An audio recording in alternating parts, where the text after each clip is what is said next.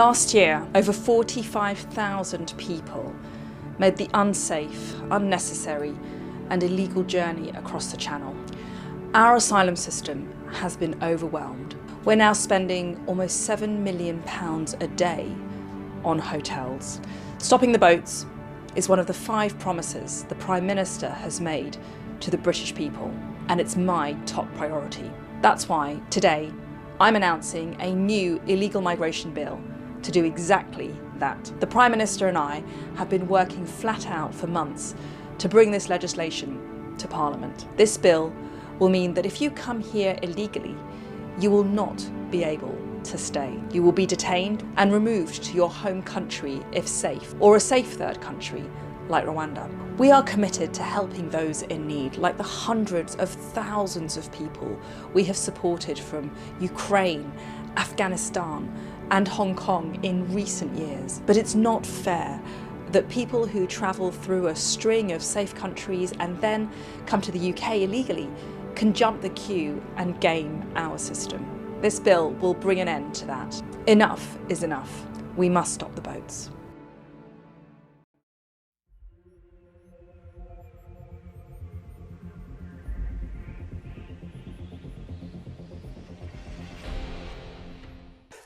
Breaking news! The United Kingdom of Great Britain and Northern Ireland is being invaded. They're under attack. The country is being overwhelmed.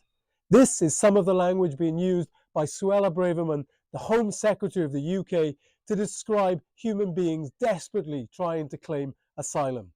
This rhetoric has already led to 15 people being arrested with hammers and fireworks in violent scenes outside a hotel housing asylum seekers, and a man throwing petrol bombs at a migrant processing centre in Dover. There's a bit to unpack here, so let's get into it. First up, let's take a look at the numbers. In 2022, 45,746 men, women and children risked their lives to cross the English Channel from France. Roughly a football stadium of people. Some might say, well, that is just too many for a small country like the UK to handle. Fair enough? No, not really. Why? Because twice that number of British nationals decided to uproot and leave in the same year. If you include non-British nationals, the number of people who had enough of Brexit Britain in 2022, the number rises to 560,000. Even when you take into account all types of migration, which is still rising in the UK, the long-term trend is that since 2009, net change in migration into the UK has been going down year on year. To lessen the outlandish hysteria even further, the natural UK population is projected to start declining by 2025, and by the end of the decade, Britain will be reliant on migrant workers to increase the working age population. If this doesn't happen, Brits might struggle to collect their pensions, like is happening in Japan. In 2 years' time, Brits might be thankful to the Albanians willing to risk their lives to come and work in the country. It sure beats chartering flights and paying people to come and harvest fruit and vegetables. So, is the UK being invaded? Is it under attack? Is it being overwhelmed? It doesn't seem like it. So why would the Conservative government and the billionaire-owned right-wing media use these terms that Gary Lineker recently likened to the rhetoric of Nazi Germany? That's what this video is about, and we will get into that in a bit. But first, let's take a look at the reality of the Conservative Party's new bill. They are basically trying to pass legislation that would mean any refugees who succeed in crossing the Channel would be sent back to their countries as soon as they land, or, for reasons unexplained, be flown to Rwanda in Central Africa. Why not? Because let's face it, Rwanda is in a much better financial situation to care for refugees than Great Britain. That's because the UK taxpayer will be paying Rwanda £30,000 for each human being they accept. So, £150,000 for a family of 5. As a side note, you could build a couple of decent houses for that money, and it would provide jobs and boost the British economy. So, a lot of people like to say that they don't mind people come in legally. It's the illegal immigrants they mind. Now, let's discuss this term the Tories like to throw around: illegal immigrants. Ooh, it sounds scary. So, why are they illegal? Well, to apply for asylum to the UK, you have to be inside the UK. To enter the UK, you have to have a valid visa.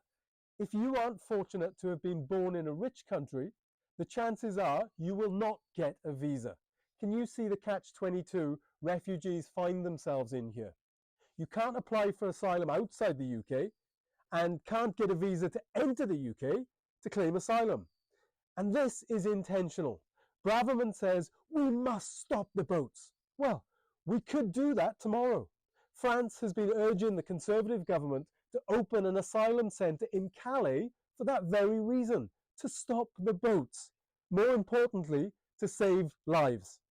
So, if Braverman wants to stop the boats, and France is offering to do just that, why do they refuse to stop the boats by opening an asylum centre in France? The honest answer is that the majority of people who are crossing the Channel are not illegal immigrants. They are refugees, just like Ukrainians, who are granted visas. They just ain't white. Of the 45,746 human beings who claimed asylum after crossing the Channel to the UK in 2022, 6 out of 10 were successful in being granted asylum as refugees. 40% of those risking their lives to cross the Channel are from just 5 countries: Afghanistan, Iran, Syria, Eritrea, and Sudan. These countries, just like Ukraine, are extremely dangerous for very reasons. The single thing illegal about this is the legislation itself. The clue is in the name, the Illegal Migration Bill. The UK signed up to the Universal Declaration of Human Rights in 1948, after the horrors of World War II. Under the declaration, anyone is able to apply for asylum anywhere.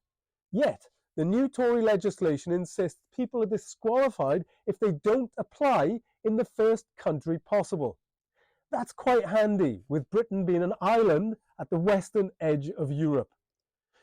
Another common complaint seems to be, why are they all coming to the UK? This is an easy one to answer. They aren't. Take a look at the countries hosting the highest number of refugees. The UK are not on this list. When it comes to asylum claims, the UK is also way down the list. Again, certain media outlets owned by very rich, white, old men are feeding this hysteria, as are the Conservative Party, for reasons we'll get into later.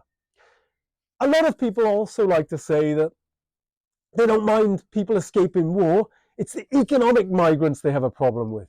So, this is what the rest of this video is going to be about. Why do many of our fellow human beings feel the need to leave their home countries in search of a better life and risk that life crossing the Mediterranean or the English Channel? Trigger warning. Any snowflakes uninterested in cold, hard facts should probably switch off now and go and watch a Piers Morgan video instead. So, I was born in 1977, and since I was a child, like you, I have been led to believe that there is a one-way street of aid pouring from the rich countries of the global north to those in the global south. I was brought up on live aid and comic relief. But is this really true? Some interesting figures coming your way. Rich nations give around $186 billion in aid each year. Yippee! If we look purely at this figure, it is easy for us to close our eyes and feel a warm glow. In reality, however, this figure represents just one side of a very unequal exchange. In research published in 2016 by the US-based Global Financial Integrity and the Center for Applied Research at the Norwegian School of Economics, it was found that in 2012, developing nations received $1.3 trillion in aid, investment and income from abroad. So far, so good. But what they also identified was that flowing in the other direction was $3.3 trillion in debt repayments, foreign profits made on investments that are sent to home countries, and trade misinvoicing. This is the practice of reporting false prices on invoices and then sending the disparity directly to tax havens. In essence, it is the poor countries that are providing aid to the rich countries. It is estimated that $16.3 trillion has been drained from the global south in this way since 1980. In total, the research suggests that for every $1 of aid provided by rich nations, they extract $24. This is the poverty trap that poorer nations find themselves in. Multinational financial institutions and corporations benefit from this cozy arrangement, as do consumers like me in the global north, at the expense of citizens of the global south. It's not just people in the global north that benefit from the theft of the global south. There are also winners in the developing nations, although they are essentially playing for the other team in the global north. In what is called the resource curse, it has been found that the nations with the most resources are often home to the poorest people. It is estimated that 69% of people in extreme poverty are living in countries where oil, gas, and minerals are a key part of the economy.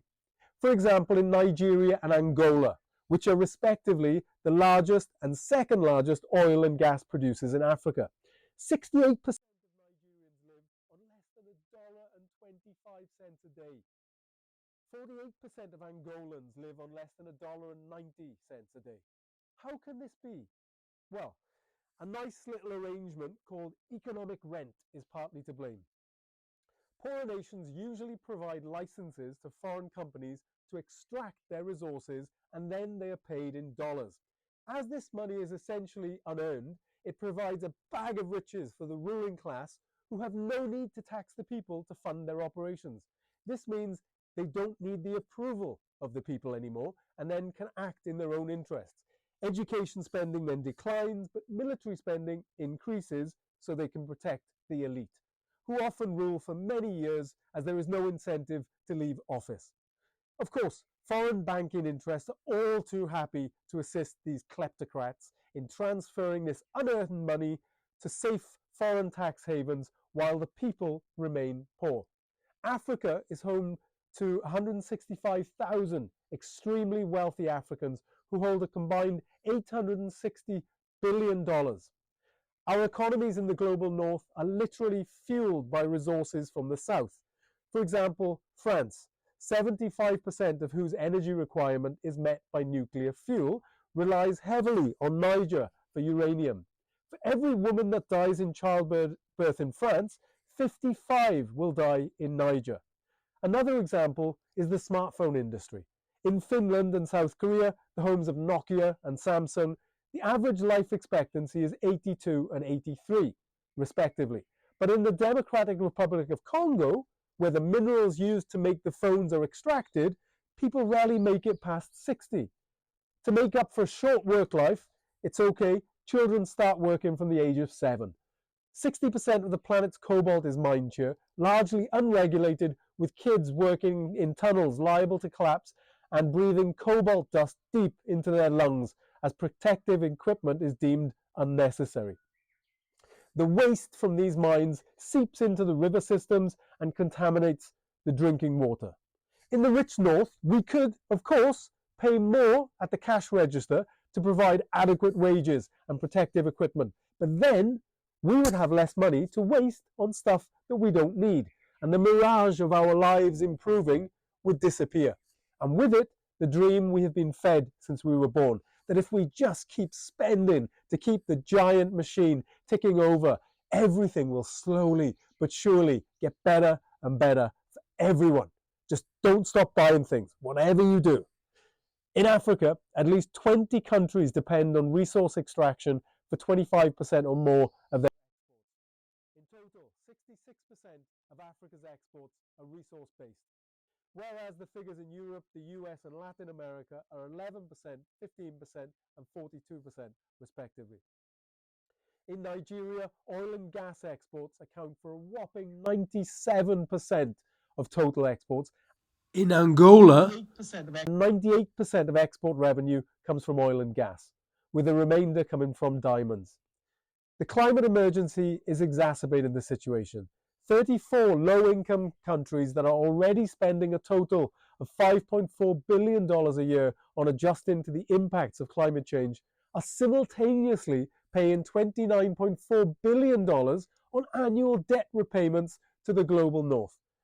To rub salt into the already painful wounds, much of this debt was accrued during European colonization. Can anyone imagine how this would feel? Africa is not inherently poor.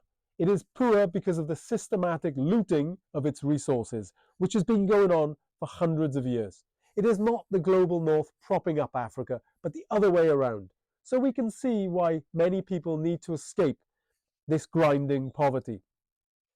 Surrounded by abject poverty, with billions of dollars of unearned wealth, it is essential that African kleptocrats have somewhere safe to hide their unjustified bonanza. Fortunately, such places exist and are known as tax havens. They sound lovely. As income inequality grew exponentially in the 1920s, the rich started looking for places to hoard their wealth safely away from the people who made them rich. Starting in Switzerland and Liechtenstein, tax havens spread to Jersey, Bermuda, the Bahamas, Panama, the Cayman Islands, and the American state of Delaware, to name but a few. Under the pretense of keeping their money safe from government expropriation, it is estimated that $500 billion, 30% of Africa's wealth, itself expropriated from the people, is now sitting in various safe havens around the world. And this figure is rising by up to $100 billion each year.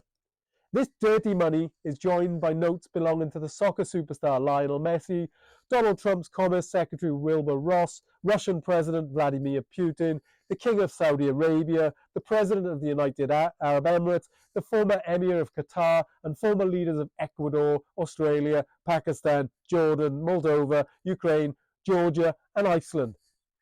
Despite his France First policies, Jean-Marie Le Pen, former leader of the far-right party, Front National, has most of his wealth stored in tax havens. What a guy. The eldest daughter of former Philippine President Ferdinand Marcos, one of the world's richest thieves, also takes advantage of these secrecy jurisdictions. Perhaps no surprise there. The list is fairly exhaustive and is a who's who of rich politicians, socialites, business people, royalty, and athletes. It also included the late Queen Elizabeth II, who had $13 million invested in the Cayman Islands and Bermuda.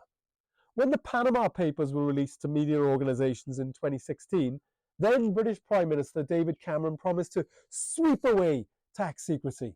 It is of little surprise that little has changed, as his own father was found to be managing a multi-million-pound investment fund in the Bahamas that helped many rich citizens avoid paying any tax. When asked whether the Cameron family still had money invested in the fund, the Prime Minister's spokesman said, "That is a private matter."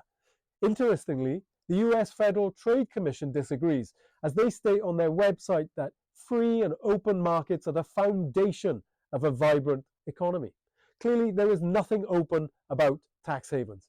It is estimated that governments lose between $500 and $600 billion a year in tax revenue, with around $200 billion being lost in low-income countries.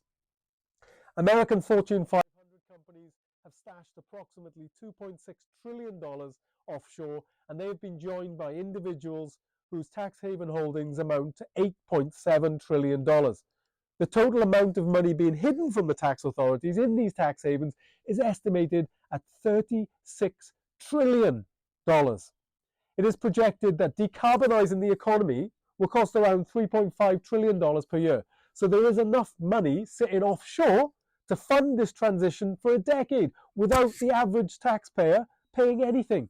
Additionally, according to the American economist Jeffrey Sachs, it would cost $3.5 trillion to completely end poverty. Completely. The money in tax havens could do this 10 times over. If we did this, it would be much less likely that people would migrate at all. If you are wondering about government duplicity in the existence of tax havens, perhaps this will clear things up. Some of the largest accountancy firms in the world, including Deloitte, Ernst & Young, KPMG, and PricewaterhouseCoopers, were helping the UK Treasury to draft financial legislation and then helping their rich clients to evade their tax responsibilities to the UK. They were even found to be advising their clients to adopt tax schemes that had only a 25% chance of courts judging them to be legal. There is a revolving door between the Treasury and the big four accountancy firms, and these firms profit to the tune of $2 billion a year, all at the expense of the British public, who lose much needed billions in funding for schools, hospitals, and infrastructure. People argue that there just aren't enough homes for refugees, but they fail to see why. The UK needs to build around 4 million new properties, and according to Leeds Building Society, there are 676,452 homes sitting empty right now. That could really make a dent. The real reason there is a lack of housing in the UK, though, is due to the right to buy scheme starting in the 1980s. Until Thatcher flogged the lot to raise a little bit of money, local councils could use their rent income to build new homes. Once they'd been sold off to the more prosperous council tenants, there was no more income, and new builds slowly disappeared over the rest of the Conservative reign. Successive governments, Labour and Conservative, have failed to build affordable homes, and now people are stuck paying exorbitant rents for under-maintained properties while private landlords bank the profits. Jeremy Corbyn was planning on building 150,000 affordable homes a year, but Rupert Murdoch and the other billionaire media oligarchs had other plans. That's for another video though. Likewise, the NHS isn't struggling because of immigration. It's struggling because it's being intentionally starved of investment. Remember the £350 million a day it was going to get after Brexit? That didn't happen, did it? No. And again, this is intentional. It's the last piece in the privatisation jigsaw. Starve it of investment, and then the public will be open to it being sold off to American healthcare providers. Ka-ching!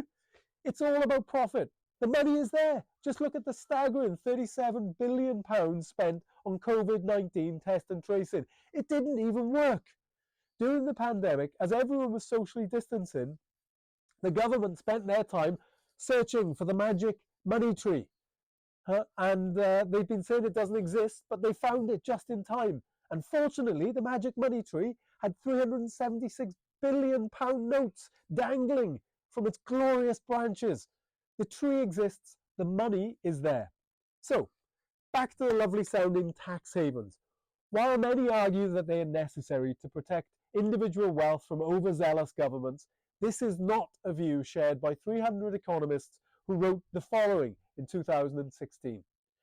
The existence of tax havens does not add to overall global wealth or well-being. They serve no useful economic purpose. While these jurisdictions undoubtedly benefit some rich individuals and multinational corporations, this benefit is at the expense of others, and they therefore serve to increase inequality. As tax revenue for public investment is lost to tax havens, infrastructure and services deteriorate while private companies rub their hands with glee as they wait in the wings to offer their inferior services at increased cost. In the past 40 years, there has been a massive transfer of assets from the people to the private sector. And again, this benefits the billionaire class at the expense of society. This is why the Conservative Party in the UK, the Republican Party in the USA, and neoliberal governments all around the world focus on immigration. It deflects attention away from the true crimes that are being perpetuated. The true crime that is the rich are stripping assets from the people. The true crime is that the fossil fuel industry is leading us ever closer to climate breakdown. And we, the people, are subsidizing them to do it. The true crime is that animal agriculture is destroying our incredible planet. The true crime is that we, the people, are funding wars which only benefit the rich. We send our sons and daughters to fight in foreign lands so that arms manufacturers can literally make a killing, and then corporations like Halliburton can make billions from reconstructing what the military arm of corporations destroyed.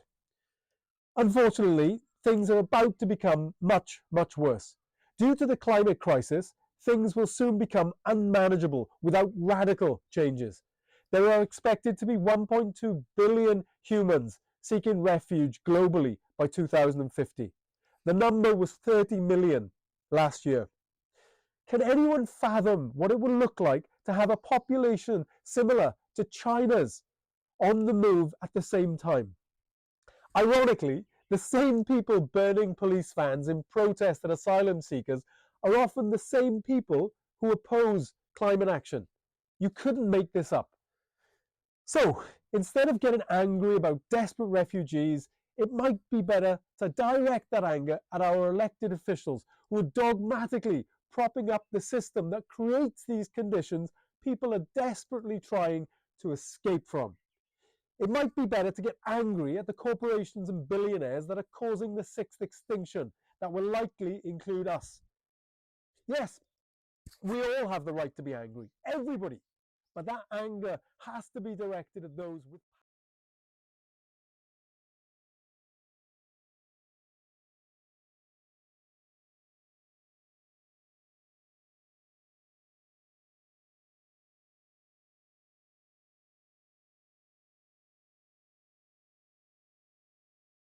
be incomprehensible.